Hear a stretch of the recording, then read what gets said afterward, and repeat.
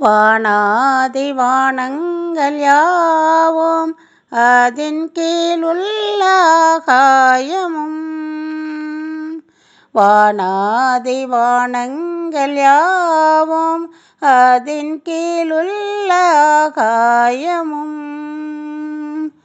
பூமியில் காண்கின்ற யாவும் கர்த்தா உம்மை போற்றுமே.